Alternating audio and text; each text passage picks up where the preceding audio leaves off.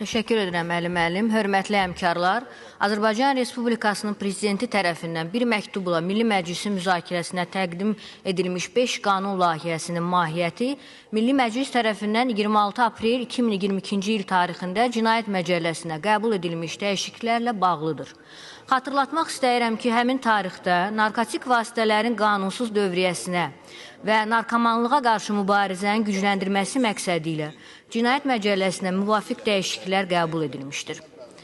Narkotik vasitələrin və psixotrop maddələrin qanunsuz dövriyyəsi ilə əlaqədar törədilən cinayətlərdə şəxsi istehlak miqdarından artıq miqdar sözləri xeyli miqdar sözü ilə əvəz edilmiş, eyni zamanda bu cinayətlərin törədilməsində ilk dəfə su ilə külli miqdar anlayışı müəyyən edilməklə belə əməllərin törədilməsinə görə daha sərt cəzalar nəzərdə tutulmuşdur.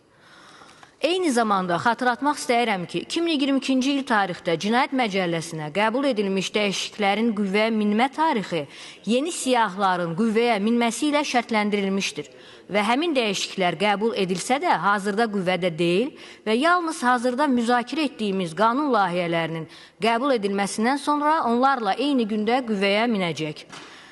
Hörmətli həmkarlar, hesab edirəm ki, narkotik vasitələrin qanunsuz dövriyyəsinə və narkomanlığa qarşı mübarizənin gücləndirməsi məqsədi ilə Cinayət Məcəlləsinə müvafiq maddələrə əsasən dəyişiklikləri biz 2022-ci ildə artıq qəbul etmişik.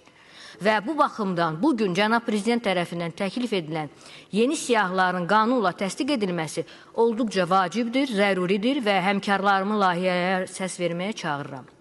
Həmçinin yeni siyahılarla bərabər layihələrdə bir sıra dəyişikliklər Cinayət Məcəlləsinə dəyişikliklər edilməsi haqqında 26 aprel 2022-ci il tarixli qanundan irəli gəlir və yalnız uyğunlaşdırma xarakteri daşıyır. Diqqətiniz üçün sağ olun.